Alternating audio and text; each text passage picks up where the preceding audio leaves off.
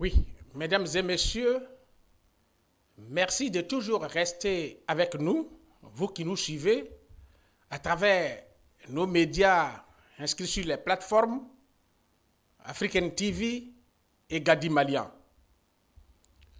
Nous ne cesserons de vous remercier parce que vous prenez votre précieux temps pour pouvoir nous suivre.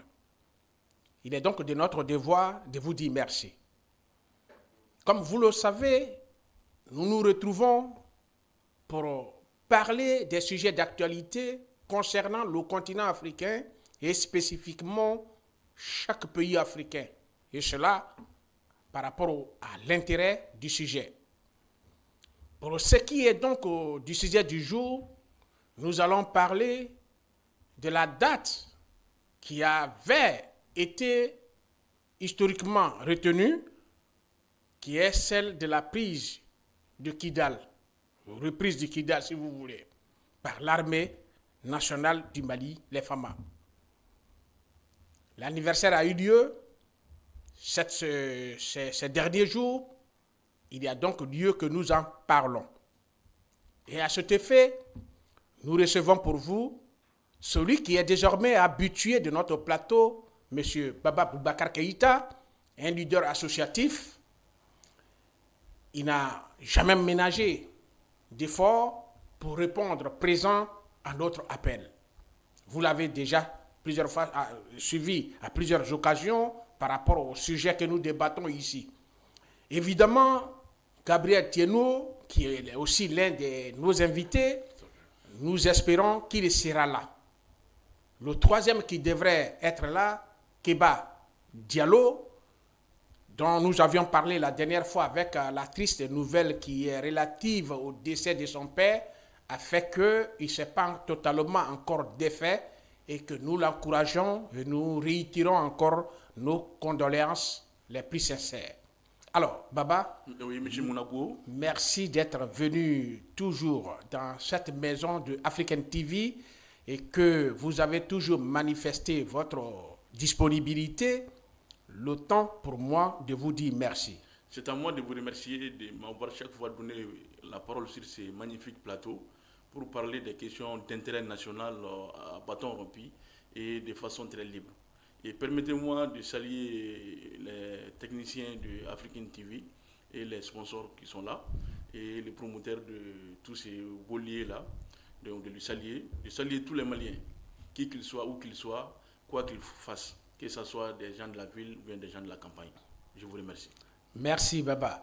Alors, comme nous l'avions introduit, souligné dans notre introductive, Kidal, vous savez, historiquement situé, on peut donc partir des années 2012, où la rébellion a éclaté au niveau du Grand Nord, qui entraînait des conséquences au niveau de la vie humaine, au niveau de tout ce qui est matériel, au niveau même de certaines richesses, parce qu'à ce temps-là, beaucoup de villages, beaucoup de localités s'étaient sentis obligés de quitter les lieux et venir vers le centre et même sur Bamako. Malgré les efforts qui avaient été déployés à son temps, Kidal et d'autres localités du Nord étaient donc dans le giron de mouvements rebelles sécessionnistes et évidemment qui aussi avaient fini par passer le flambeau aux terroristes, aux djihadistes qui donc avaient trouvé leur sanctuaire, leur logis. Alors, quand les choses ont changé, l'armée malienne a décidé de rompre avec tout ce qui était tergiversation et aller directement droit au but. Et c'est ce qui a été, et que Kidal avait donc été repris par l'armée malienne. Et cette victoire historique-là a été célébrée tout récemment, il y a de cela 72 heures maintenant. Alors, Baba, oui. Vous étiez donc là depuis les premières célébrations jusqu'à aujourd'hui.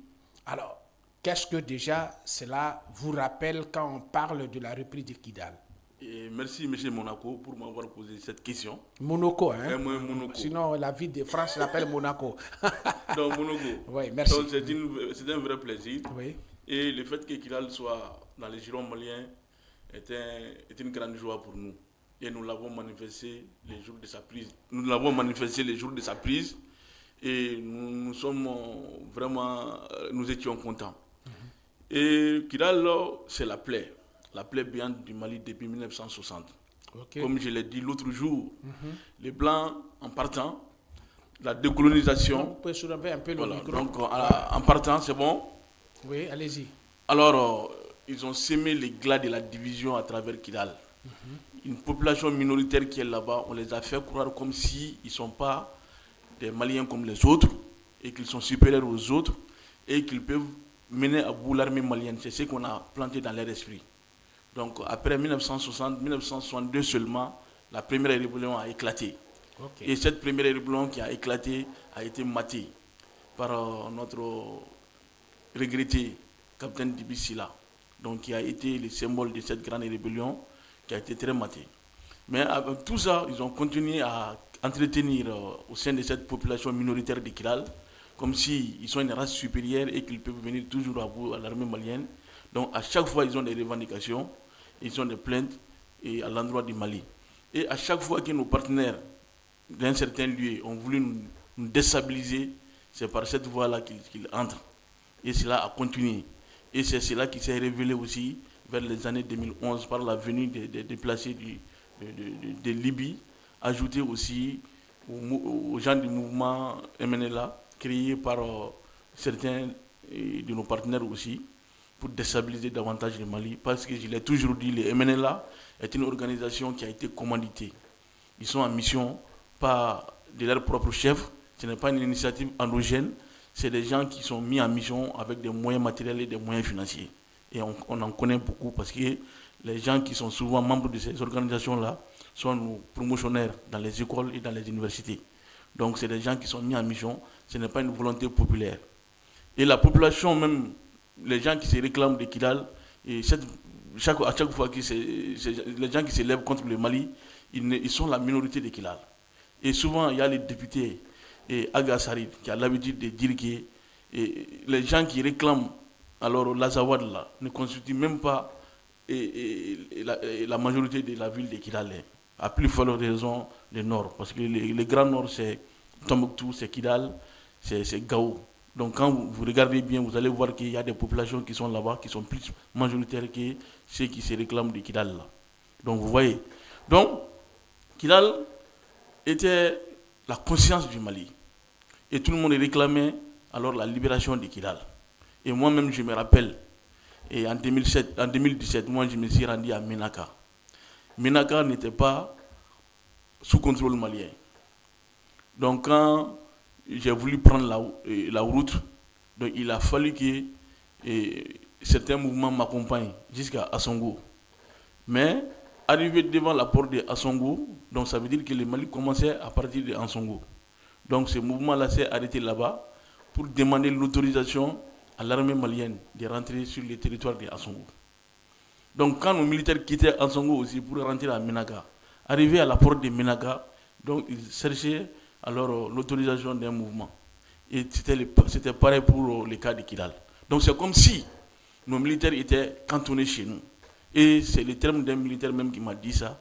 Alors à Ménaka, quand je faisais mon séjour, il dit que vraiment ça c'est une injustice. C'est nous qui sommes cantonnés dans notre propre pays. Il faut que nous demandions la permission de rentrer sur un territoire de notre propre pays. Donc c'était ça l'état de tout le nord, Kidal, Ménaka, etc.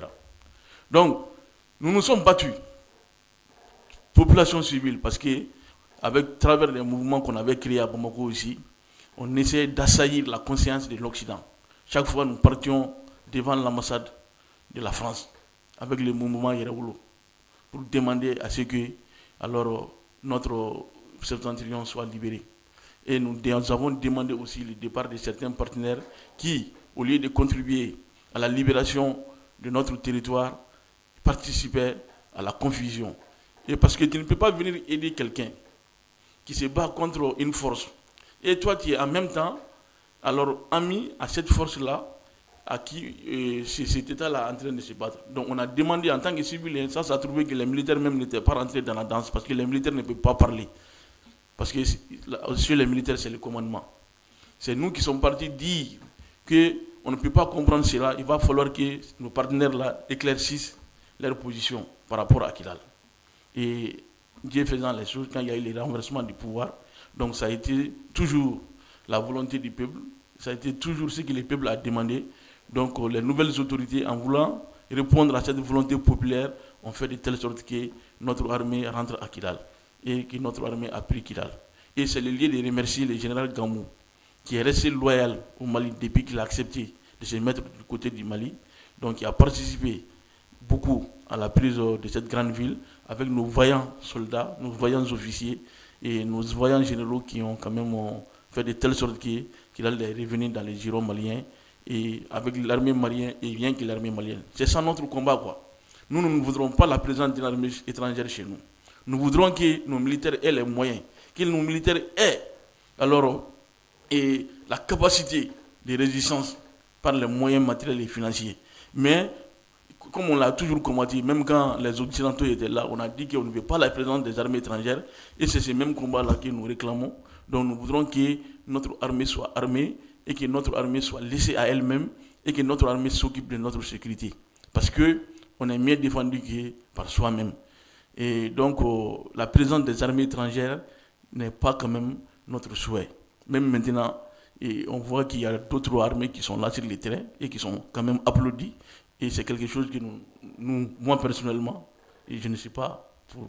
Parce que je sais qu'un État n'est défendu que par sa propre armée. Merci. Donc nous sommes très heureux et nous sommes très contents du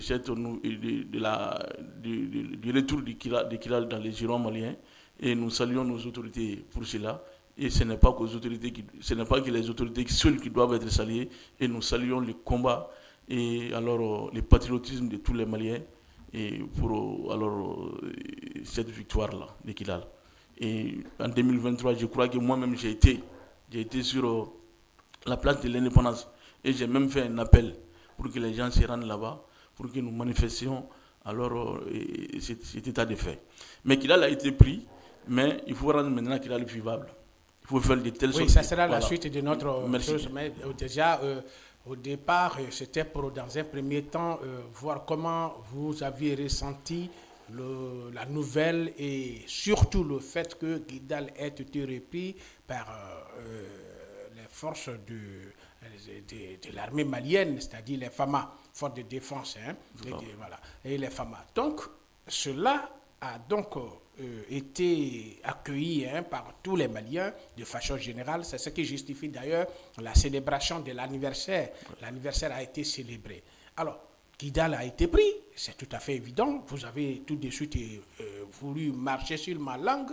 L'idée, c'est de maintenant voir est-ce que aujourd'hui, c'est vrai, sur le plan militaire, ça a été repris, mais est-ce que ça, à terme d'exercice, à terme d'existence, à terme de vie, est-ce que Kidal vit? Oui, Kidal a été pris et que Kidal est revenu dans les girons maliens. Et je crois que le processus est en cours pour faire de telle sorte que Kidal vive.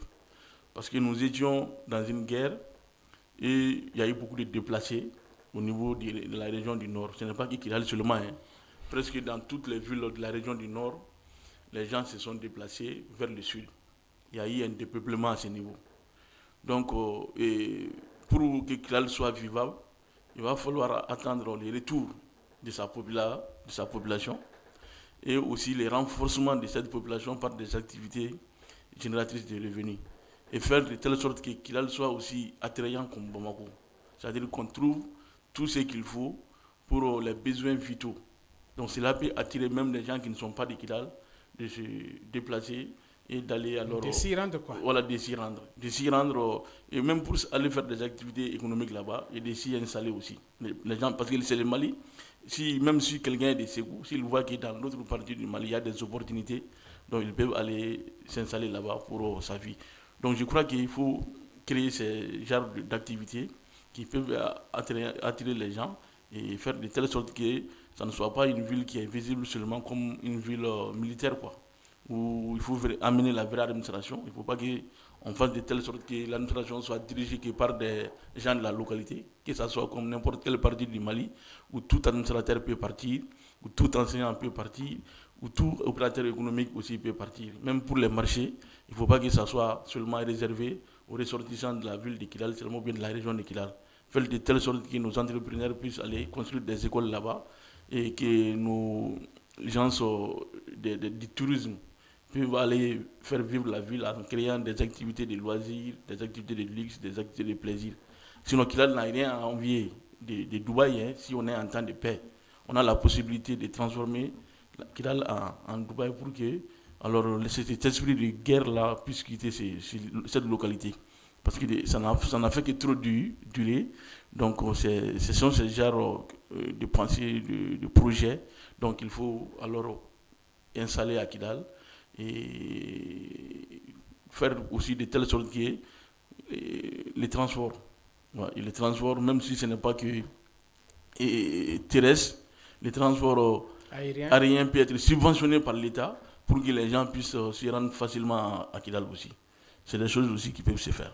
Oui, des choses qui peuvent se faire. Mais à la faveur de cette fête, l'observation, à mon niveau, hein, je peux me tromper, mais c'est cet esprit, pour ne pas dire cette cohésion qui existe d'une part entre l'armée et d'autre part entre la population. Et c'est ce côté-là, comment vous expliquez ce grand mariage qui existe entre le peuple et son armée? Voilà, parce que la rébellion de Kidal, c'est une volonté populaire. Hein. C'est le peuple qui l'a voulu et l'armée a matérialisé la volonté du peuple. Donc le fait que l'armée a fait cela, donc cela a créé une certaine symbiose, donc une certaine amitié, une certaine appréciation de la population de son armée. Et surtout, les Maliens ont toujours soutenu leur armée parce qu'ils savent que nous avons des soldats, des militaires brillants et qui se battent pour l'intégrité territoriale au prix de leur vie. Et tous les Maliens sont conscients de cela. Et vous voyez, donc c'est cela qui existe entre les Maliens. Mais d'autres disent qu'on crée des mouvements pour soutenir des femmes, comme s'il y a des Maliens qui ne soutiennent pas des femmes. Donc c'est des esprits, des choses que les gens font. Souvent les gens pensent que c'est bien, alors que c'est exclusif. Parce que quand vous créez un mouvement pour dire que vous soutenez les femmes, et maintenant les gens qui ne sont pas dans ce mouvement-là vont se sentir exclus. Mais quand c'est fait, c'est beau, les gens vont apprécier, les gens vont applaudir, mais ça va avoir des impacts négatifs. Donc c'est le genre de mouvement qu'on crée pour dire soutien aux femmes. Donc c'est des choses qu'il faut éviter. Faire de telle sorte que tout le peuple, parce que quand vous dites soutien, un mouvement qui soutient, donc il va y avoir un mouvement qui ne soutient pas aussi. Ou bien même s'il n'y a pas un mouvement il n'y aura pas un mouvement qui va se faire voir pour dire qu'il ne soutient pas, mais il y aura une idée qui va s'opposer à ce mouvement-là. Donc c'est des choses que les gens font en croyant construire alors qu'ils sont en train de détruire. Du moins, je sais qu'il n'y a pas quelqu'un et pas un Malien qui ne soutient pas l'armée malienne. Il n'y en a pas. Donc, il ne faut pas faire de telle sorte que certains se sentent exclus de cette fête-là, qui est la prise de Kidal. Je crois que c'est une fête nationale. Tout le monde est content de cela et tout le monde le manifeste. Et il faut faire des activités de telle sorte que chacun s'y reconnaisse. Il ne faut pas faire comme s'il y a des ennemis à l'armée. Personne n'est ennemi à son armée. Peut-être qu'il y a une confusion quelque part. S'il y a des militaires qui sont dans la politique quand même est faite de concurrence et d'adversité. Donc il peut y avoir des gens qui sont opposés à des idées politiques de certains militaires qui sont au pouvoir. Mais personne n'est contre son armée. Les Maliens apprécient leur armée, les Maliens portent leur armée, et je crois que c'est tout le monde. Et si j'étais les dirigeants aujourd'hui, les petits mouvements que certains ont créés pour vivre, hein, parce que c'est des gens qui cherchent à manger. Maintenant, les conséquences de ce qu'ils font, souvent ce n'est pas mesuré. Donc quand ils le font, les gens voient que c'est beau, les gens dans une dynamique, une euphorie, les gens soutiennent, mais finalement ça va créer des problèmes après. Donc nous aimons notre armée. Maintenant, ce que moi je propose à l'armée aussi, et l'armée doit être connue par sa population. Donc je crois qu'avec vous qui êtes communicateur, l'armée peut faire des émissions pratiques, c'est-à-dire on va prendre un corps, comment dirais-je, comme les films, quoi. Donc, il y a le casting qui va être fait, des jeunes vont être pris. Maintenant, on va les assembler. Maintenant, l'activité que le corps fait, donc les BABA de cette activité, on initie les jeunes à ça, en forme de concours. Donc, on fait évoluer les jeunes à travers des émissions comme ça, des télé-réalités, quoi, avec les corps de l'armée. Par exemple, l'armée de l'air, qu'est-ce qu'elle fait? Peut-être que tous les civils ne connaissent pas en leur mission. Maintenant, si on fait une émission télé-réalité avec les BABA de l'armée de l'air, avec des jeunes qui sont là-dedans en forme de concours, donc les maires vont être retenus et ils vont avancer pour l'activité de l'armée de terre, pour les sapeurs, ainsi de suite, et que ça va sortir à la télé. Est-ce que vous voyez? Donc ça va rapprocher davantage aussi l'armée à sa population et ça va amener les gens alors à accorder un certain amour, une certaine appréciation donc, aux hommes en tenue. Donc c'est des choses que les gens peuvent aussi faire. Merci pour cette brillante proposition, mais il faut aussi faire observer que l'armée par définition elle est muette et que l'armée ne peut pas être ouverte à tout le monde parce que c'est un domaine très sensible, très secret et que quand on dit citoyen, c'est nous, on peut se permettre tout dans les grains, on dit tout, on rencontre tout. Quand on dit les corps habillés, l'armée, ça c'est un autre domaine. Donc merci pour la contribution, mais je suis sûr et certain que ceux qui sont spécialisés dans le domaine sauront quoi faire et comment faire. Mais ce qu'il faut retenir, c'est qu'elle est par définition une muette. Et personne n'a, mais si ce n'est pas par rapport aux crises qui secouent nos pays africains, que chacun de nous peut se permettre de parler de ce corps très sensible, mais personne, je dis encore, je répète, ne peut nier le caractère très muet de ce corps. Donc, merci encore une fois de plus pour le soutien et merci à tout le peuple pour le soutien qu'il accorde à l'armée parce que, comme vous l'avez si bien dit, on ne peut pas être citoyen sans tenir compte du respect de son armée. Sans citoyen, l'armée, l'État même ne peut pas exister. C'est l'armée, c'est d'abord nous tous, c'est chacun de nous. En Afrique, quand on parle de l'armée africaine, c'est tous les Africains. Dans chaque pays, c'est tous les citoyens. Donc, ça, personne ne peut. Mais il y a une petite confusion. Et d'ailleurs, vous l'avez souligné, avant que je ne vous donne le temps d'expliquer cela davantage. Les gens ont une confusion entre le pouvoir politique et cette institution qui est l'armée. Donc, il y a une confusion terrible. Parce que, comme l'armée est au pouvoir, celui qui voudrait bien évidemment critiquer peut-être ce qui ne fonctionne pas au niveau de politique, sa personne glisse peut-être volontairement ou involontairement sur une appréciation qui porte un coup à l'armée. Alors que l'armée n'a rien à voir avec tout ce qui est politique. C'est pourquoi elle est la grande muette, elle est neutre. Et quand ça ne va pas dans un pays, c'est elle qui doit intervenir pour dire non, on ne veut pas. On ne veut pas que les citoyens s'entretuent, on ne veut pas que les citoyens s'affrontent, on ne veut pas qu'on maltraite aussi les citoyens. Et on en a vu beaucoup plus dans beaucoup de pays. D'ailleurs, le cas de ce pays le dit ici au Mali, il a fallu que l'armée intervienne pour éviter l'accrochage ou l'affrontement entre les pro-IBK et le M5 RFP. Personne ne peut le nier, parce que les pro-IBK aussi s'organisaient pour défendre leur pouvoir. Donc ça, on ne peut pas le nier. Alors, c'est cette confusion de la séparation des institutions qui fait que les gens portent un coup souvent négatif dans leur dit, dans leurs faits, dans leurs propos, à ce qui ne devrait pas être touché, qui est l'armée. Merci. Donc, pour revenir à la fête qui a été célébrée par tout le monde, alors, cette fête donne donc l'idée que l'armée, elle est utile. Et sans elle, on ne peut pas. Et d'ailleurs, c'est dans ce cadre précis que la situation du carburant que nous vivons peut être aujourd'hui diversement appréciée, mais toujours est-il que c'est encore grâce à l'armée que les choses commencent à décanter petit à petit, n'est-ce pas? Tout à fait. Donc, ici, hier, on va donc sortir de ce cadre de la célébration pour venir à l'actualité, parce que tout est lié, c'est les effets de l'armée. Hier, Bamako était presque vide, les rues étaient désertes. Personne ne circulait. Tout à fait. Aujourd'hui, on commence à nous bousculer un peu. Est-ce que ça, là, c'est pas aussi un petit satisfaitiste, même si tout n'est pas totalement là. Mais on peut quand même apprécier. Quand ça ne va pas, on critique. On a le courage de le dire. Oui. Et quand ça commence à bouger positivement un peu, est-ce qu'on ne peut pas le dire? Oui, on peut le dire. Oui. La situation évolue en dents d'ici. Oui. Souvent, on sent une nette amélioration et souvent, on sent que ça se détériore aussi. Oui.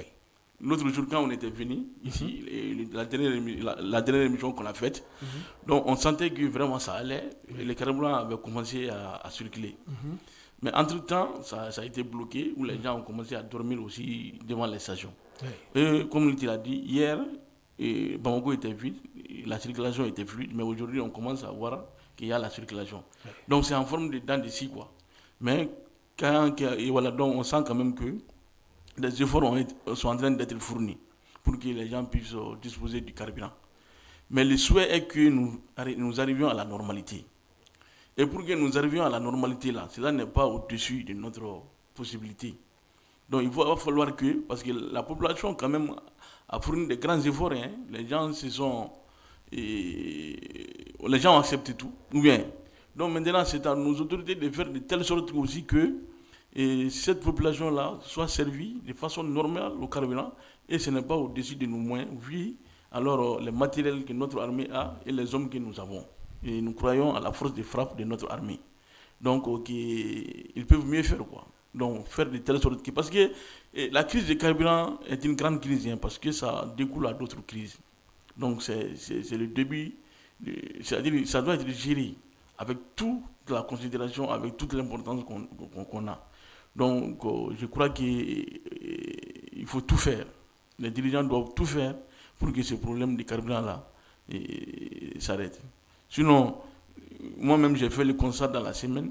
Si on continue comme ça, je crois que les élèves et les enseignants ont des difficultés même de s'y rendre. Hein.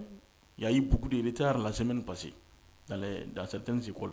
Les gens viennent en retard et les gens se disent que nous n'avons pas de carburant. Et quand tu regardes les pieds de certains élèves, tu vois qu'ils vraiment ils ont marché, hein, parce qu'il y a la poussière sur leurs pieds. Donc c'est quelque chose quand même qui est là et qu'il va falloir résoudre très vite pour que ça n'atteigne pas les autres pans de la société. Oui, mais Baba, là-dessus, hein, on parle toujours c'est relatif, hein, des efforts de l'armée, mais malheureusement, nous les citoyens, nous mettons aussi l'armée sur plusieurs fronts, parce qu'ils luttent déjà contre les terroristes, les criminels qui s'attaquent aux camions citernes qui convoient les hydrocarbures, et de l'autre côté, nous les citoyens, nous volons aussi le carburant et on le revend. Et il faut aussi lutter contre cet esprit. Est-ce que ce côté-là, est-ce qu'on facilite la chose à ceux qui sont bien placés pour nous sécuriser? D'un autre côté, c'est des terroristes qui s'attaquent aux citernes et qui empêchent même que les camions circulent normalement, qui créent des piscoses. De l'autre côté, nous, citoyens, nous aussi, nous trouvons que c'est l'occasion de devenir milliardaire ou millionnaire. On vole aussi le carburant, on le revend, et tout est compliqué là-bas. Oui, vraiment, tout est compliqué. Oui. Donc c'est à travers cette crise-là que moi-même j'ai mesuré le degré de détérioration de la citoyenneté du Malien, quoi. C'est en ce moment que je l'ai senti. Et je vois que ce que vous avez dit, c'est une réalité. D'autres font des surenchères par rapport à l'essence. Donc, ils en prennent en quantité, et plus qu'il n'en faut, et ils essayent de vendre ça très cher. Maintenant, pour que cela s'arrête, ce n'est pas les autorités qui peuvent arrêter cela. C'est à nous de refuser d'acheter alors quelqu'un qui vient te présenter certains litres à des prix exorbitants. Il faut dire qu'à moi, je ne peux pas acheter. Mais si les gens qu'on accuse qui sont en train de vendre cher là, s'ils n'avaient pas d'acheteurs, ils n'allaient pas continuer. Mais Baba, à son niveau, il y a quand même le débat, parce que on est là pour en parler. Vous avez un parent qui est à l'hôpital, vous avez les ordonnances entre les mains, on dit, si ça ne vient pas vite, l'opération n'aura pas lieu, ou s'il n'en a pas, il ne va plus survivre. Et quelqu'un vous dit, bon, j'ai carburant mais dans une bouteille de Diago, parce que c'est là, ça se passe, et à 6 000, 8 000, 10 000, qu'est-ce que vous faites? Bon, Vraiment, c'est une pression qui est là. Donc, je crois que dans ce cas pareil, la personne n'a peut-être pas Mais le ces choix. cas sont nombreux, c'est pas. Il y a Voilà, des femmes en grossesse. Oui. Il y a beaucoup de choses qui veulent accoucher, des femmes qui sont prêtes à accoucher. Il y a d'autres situations. Est-ce que, moi, je pense que c'est l'occasion d'appeler la conscience de chaque citoyen, à la conscience de chaque citoyen, pour dire que quand il y a la crise, il ne faut pas l'aggraver. Baba. C'est de ça qu'il s'agit, parce que quand on dit il ne faut pas qu'ils vont acheter, mais si ils ne prennent pas, ils vont aller comment? Vous avez des... Moi, il y a longtemps, ce n'est pas des choses qu'il faut peut-être encourager, mais il faut le dire. J'ai été témoin d'un corbillard qui était arrêté quand on fait la pente, on quitte le centre-ville pour aller du côté de l'aéroport. Vous voyez l'hôtel Olympe, sur la pente, corbillard était garé là. Il n'y a pas d'essence. Oh, Les gens étaient obligés de s'arrêter, eux-mêmes prennent leur essence et puis pour mettre dans les... Oui, pour que le corbillard puisse continuer et ils vont rester. Vous comprenez?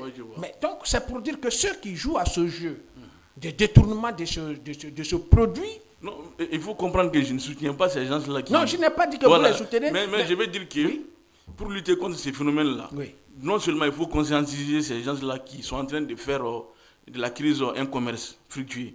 Donc il faut les sensibiliser qu'ils arrêtent. Ils pensent que c'est une crise et que c'est des gens qui sont en train de fournir des efforts, des gros efforts pour que l'essence puisse même rentrer chez nous. Et les gens se sacrifient. Il y a eu même des morts d'hommes pour que cela puisse arriver. Donc s'il y a cela, c'est pour nous. Donc citoyens que nous sommes, nous devons tout faire pour que alors cet effort-là aussi soit reconnu et que nous ne nous mettions pas dans des commerces et quand même. Et puis les gens ne sont même pas des commerçants d'essence.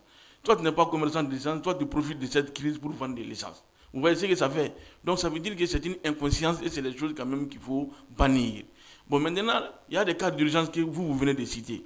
Mais c'est souvent, il n'y a pas certaines urgences. Moi, je vois des gens qui sont en train d'acheter alors qu'il n'y a pas une urgence à 2000 francs.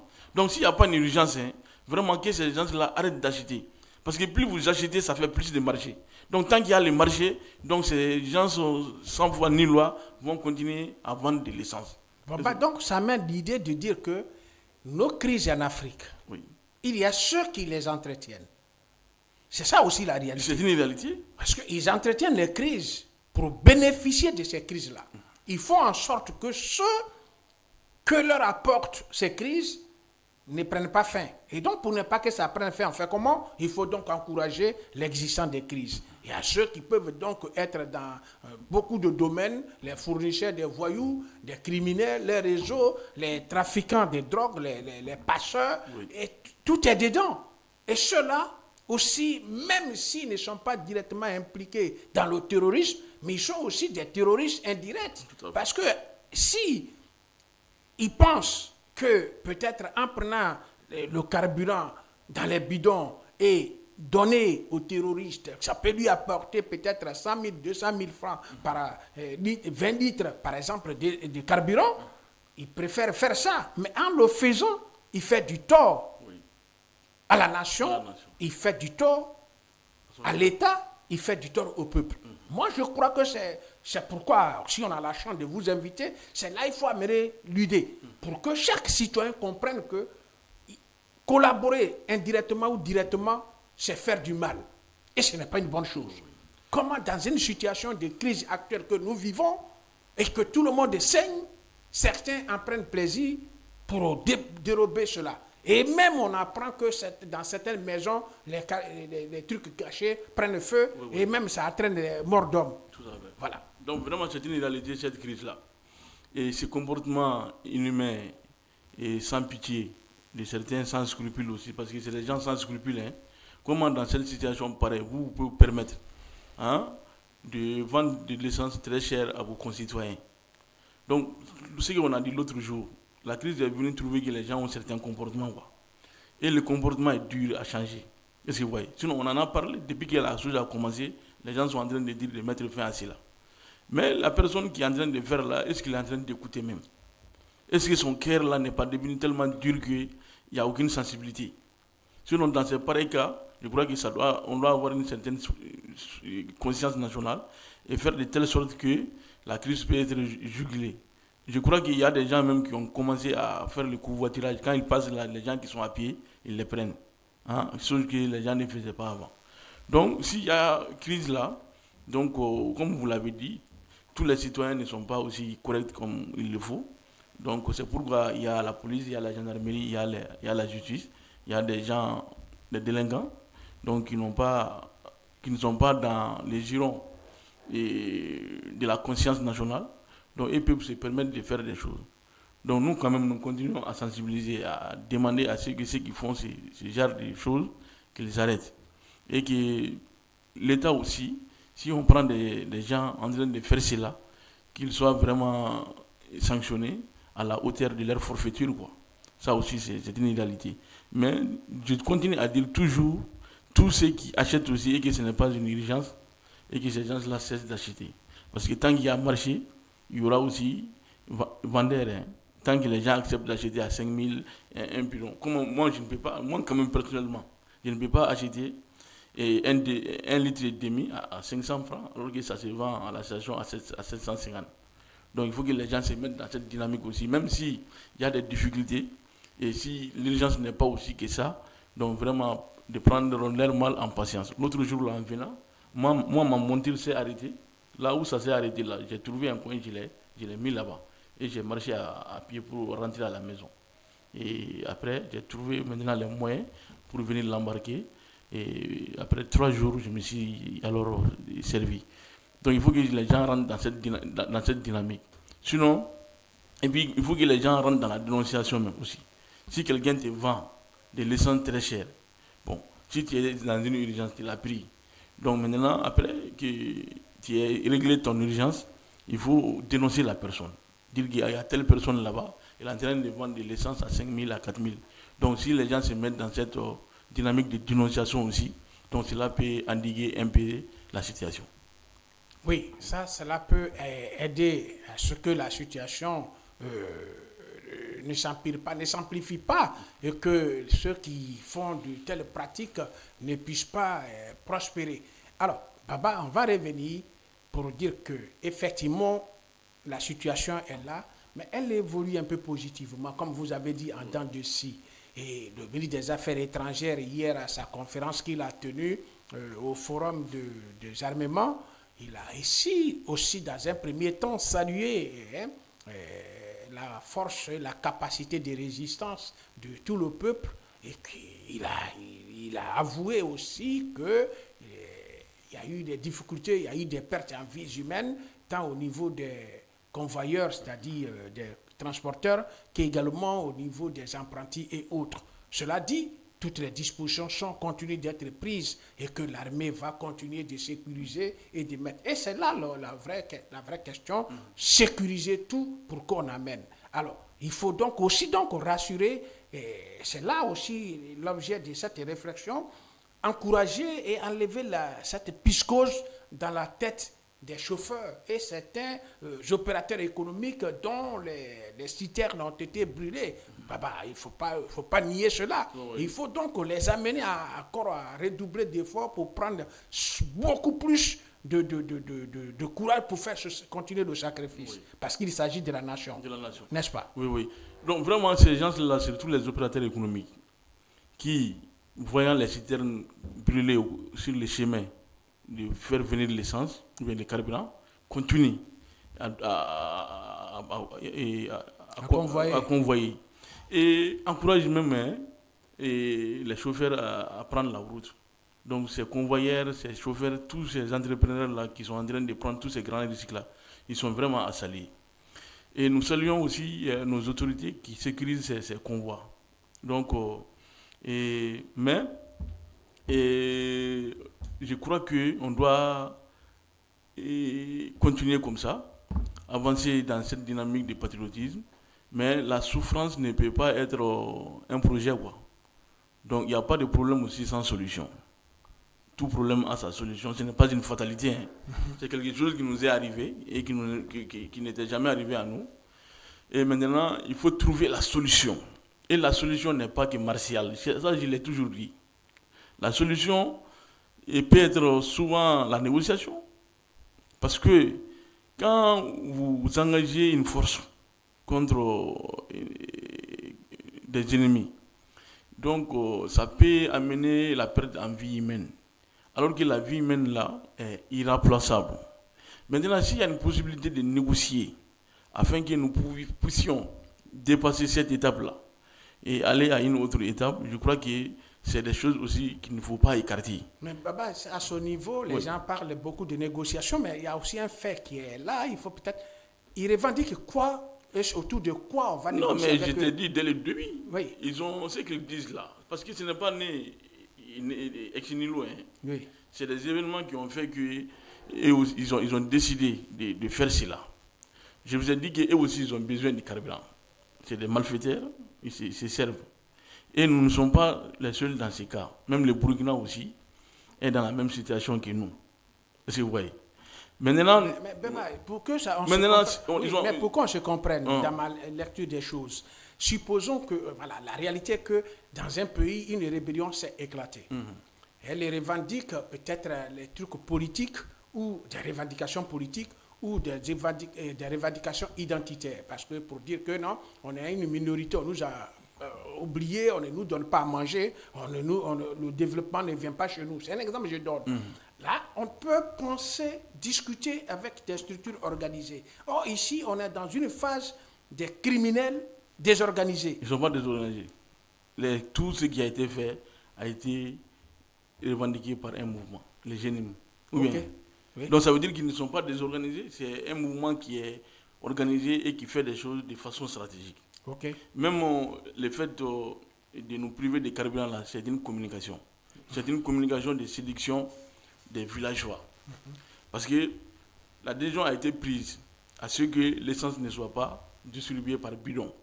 Alors que les villages ne peuvent pas s'en servir que par bidon parce que les villages n'ont pas de station. Donc, ils sont en train de faire comme si ils sont en train de faire la lutte de ces villageois-là. Ils plaidaient la cause des villageois. Okay. Comme les villages ne peuvent pas en avoir, et aussi ils vont faire de telle sorte que n'aura pas. Donc, alors que ce n'est pas ça, c'est parce qu'eux aussi ils en ont besoin et c'est par bidon qu'ils se ravitaillent. C'est ça la réalité. Okay. Et maintenant, dans l'espace, le Burkina aussi c'est le même cas. Mais le Burkina n'a pas interdit les bidons. Mais le Burkina a conseillé à ses vendeurs d'essence de mettre des caméras. Donc, à chaque fois que quelqu'un prend de l'essence, donc son visage est identifié. Donc, c'est après que alors l'armée ou bien des services qui sont spécialisés en cela vont alors visionner ces images-là et maintenant, ce qu'ils doivent faire, ils font ça. Donc, vous voyez qu'ils n'empêchent pas les gens de circuler à ce niveau. Maintenant, comme nous, ici, on a pris la décision à ce qu'ils n'aient pas, donc ils ne vont pas dire que c'est eux qui en ont besoin, mais ils vont dire que c'est les villageois. Mais Baba aussi, ça maintenant, si on négocie et qu'on fasse de telle sorte que, alors désormais, ça c'est pour passer cette situation, faire de telle sorte que le carburant peut être vendu, parce que même dans certains villages, dans certains cercles, il y a des stations qui ont été fermées, à Kourou par exemple. Donc il y a une station qui a été fermée là-bas. Parce qu'on a dit que les djihadistes là, les terroristes là se servent dans cette station. Est-ce que vous voyez? Maintenant, l'exemple est là. Nous sommes dans la même situation que le Burkina Faso. Pourtant, ils sont au Burkina aussi. Mais ils n'empêchent pas au Burkina d'acheminer ces citernes. Mais c'est nous qui l'empêchons. Maintenant, est-ce qu'on ne peut pas faire de telle sorte que la circulation du carburant peut être fluide en attendant d'avoir la vraie solution? Oui, mais si on va discuter sur quel principe? Oui, vous voulez par exemple instaurer la charia, ou bien vous voulez peut-être dynamiter tout un pays, ou vous voulez couper les bras des gens. Non, pour ce cas pareil. C'est sur quelle base, c'est-à-dire discuter autour de ça, c'est le général. Oui, mais si c'est des choses c'est-à-dire des revendications, quelles sont vraiment les revendications autour desquelles? Parce que quand on parle de négocier, c'est attendre là les concessions de part et d'autre. Je vais accepter telle partie et je lâche cette partie, n'est-ce pas? C'est ça qui constitue l'objet d'une négociation. L'objectif, c'est-à-dire l'objet autour duquel la négociation va lieu, c'est lequel? C'est ça. Ou bien cesser de tuer, ne tuez pas pour un moment, après vous allez tuer. Est-ce que c'est de ça il va être question ou c'est quoi? C'est-à-dire c'est un problème très complexe. Hein. Oui. Il y a les généraux et il y a les particuliers. Bon, pour ces cas particuliers d'acheminement du carburant là, donc le problème est connu. Parce que nous avons décidé de faire de telle sorte que l'essence ne circule pas par bidon et c'est ainsi qu'ils ont décidé. Maintenant, si on négocie, on va négocier autour de cette question. Ce n'est pas sur le général là. Donc c'est pour le cas du carburant, pour faire de telle sorte que le carburant puisse venir. Donc c'est de cela que moi je parle. Maintenant les autres cas, la cause de la rébellion ou bien les causes qui sont en train de défendre là. Donc je crois que cela ne peut pas être négocié autour de cette dans le cas d'urgence, ça voilà, moi je parle de ces cas d'urgence là. D'urgence, là, de les laisser en attendant que les camions approvisionnent. Oui. Mais aussi, justement, il y a des citoyens de mauvaise foi, puisque si on a vu déjà les bidons qui sont vendus à Bamako, on pouvait aussi imaginer que certains citoyens qui étaient peut-être supposés servir dans les villages pourraient aussi être ceux-là qui les alimentent, qui les desservent. Hein? Ça pourrait peut-être être l'une des raisons pour lesquelles les autorités auraient demandé que les bidons ne puissent plus être utilisés. Certains peuvent venir pour dire, bon, remplissez-moi ici à Ségou, bien à Sikasso, ou je vais amener au village. Et au lieu du village, les vendeurs de carburant là peuvent même être utilisés comme appât pour combattre ces gens-là.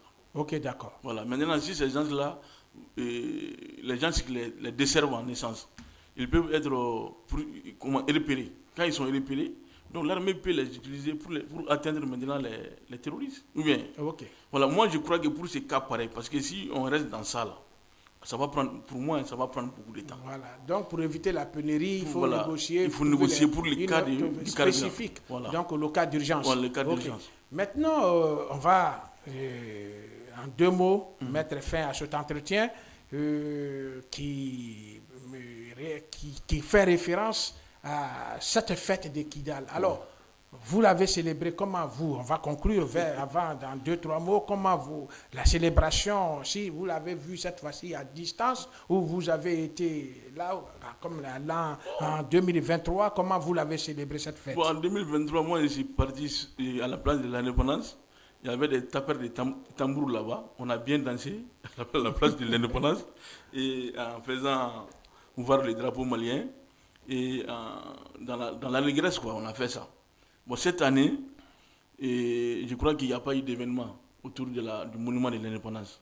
Mais il y a eu des événements disparates par-ci, par-là, où chacun a fêté de sa manière, quoi.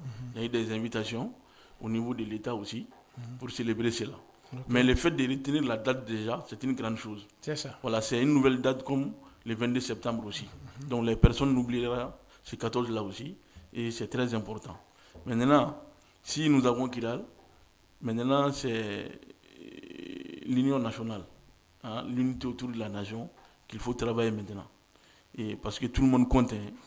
Il ne faut pas que les Maliens croient qu'un Malien est l'ennemi de l'autre. Peut-être que nous avons des incompréhensions entre nous. Mais nous sommes tous des Maliens et à part égale. Donc nous devons travailler beaucoup maintenant sur l'unité nationale. Parce que quand on est unis, il est difficile de nous combattre. Mais quand il y a une désunion dans un État, à chaque fois que l'ennemi a besoin de déstabiliser cet État, il entre par les gens mécontents de l'intérieur. Ce ne sont pas des ennemis, mais ce sont des gens mécontents d'une situation qui sont vulnérables, qui peuvent être utilisés pour faire mal à leur propre pays. Donc vraiment, on l'a fêté. Et moi, j'ai aussi, comme c'est une fête, donc j'ai bien préparé à la maison. On a mangé, on a bu aussi. Voilà, comme le 22 quoi. Voilà, parce que c'est très important. Ouais. Merci bien. Ok, merci pour donc cette note-là qui finit par une note d'espoir, hein, que effectivement les autorités font des efforts, l'armée est sur le terrain, Kidal a été repris, on a fêté donc la date qui a sanctionné la reprise de Kidal. Et j'espère qu'on pourra aussi encourager avec un mot pour que tout le territoire et que l'armée parvienne donc à déblayer quand même totalement le pays de ces terroristes, n'est-ce pas? Oui, je crois que c'est quelque chose qui est notre souhait. Et nous croyons en notre armée. Nous croyons à la force de frappe de notre armée. Mais une lutte terroriste, là, il y a aussi la part de la population. La population aussi doit jouer son rôle. Ils ne sont pas plus nombreux que nous. Donc il va falloir que nous aussi nous nous mettions dans la danse. Il ne faut pas que nous, un homme, toi tu es un homme, il y a ton village, il y a ta femme, il y a ta mère. Donc si les gens viennent l'attaquer, il faut avoir aussi la possibilité de riposter. Et je crois que les hommes doivent se mettre dans cette dynamique. Quand notre village est attaqué, il faut dire que toi-même personnellement tu es attaqué. Donc le fait de fuir chaque fois, laisser alors les liés aux gens, c'est ce qu'il faut éviter. Et souvent même, ce ne sont pas des vraies attaques, hein. Ils sont forts en communication, quoi. Ils sèment la panique. Parce qu'ils n'attaquent jamais une ville ou bien un village de façon brusque. Ils envoient des messages d'abord. Ils disent peut-être à 3 heures du matin ou bien à 2 heures du matin, on va venir. Donc cette panique qu'ils vont créer, les gens vont commencer à fuir seulement. Donc ça aussi, c'est l'air, voilà. Maintenant, il va falloir que les hommes qui sont dans les villages soient quand même formés à tirer les armes pour défendre leur village, pour défendre leur mère, pour défendre leurs soeurs, pour défendre leurs parents dans les villages. Sinon, l'armée, parce que l'armée ne peut pas être partout à la fois. Aucune armée du monde ne peut pas être partout au même moment. Dans tous les villages. Non, c'est impossible. C'est pas possible. Ce n'est pas possible. Okay. Aucune armée ne pourra faire cela. D'accord. Merci. Ok, merci Baba donc d'avoir donné cette lecture concernant la fête de la reprise de Kidal. Évidemment aussi, vous avez jeté un clin d'œil sur la situation du carburant qui, comme vous l'avez bien dit, évolue en dents de scie. Mais moi, je crois que c'est ça des signaux forts qui pourraient donc être encouragés pour que tout revienne normal dans l'ensemble du pays, à tous les niveaux, et que les terroristes puissent vraiment connaître l'échec à tous les niveaux et laisser circuler les camions citernes. Donc, merci d'être toujours avec nous et pour ta présence, ta disponibilité. Merci, Baba. Ouais, c'est à moi de vous remercier et de remercier tout le personnel de cette belle télé. Ok, merci donc aux uns et aux autres. Et nous allons donc mettre fin à cette émission. Et encore une fois, merci pour votre présence, votre disponibilité. Et nous espérons vous retrouver. Merci encore aux techniciens qui colmatent tout, parce que souvent, l'électricité peut jongler entre les gros moteurs et trucs. Bon, donc tout ça là, c'est les techniciens qui gèrent. Et grand merci à eux. Et moi, j'ai toujours été heureux d'être à votre compagnie. Et à bientôt.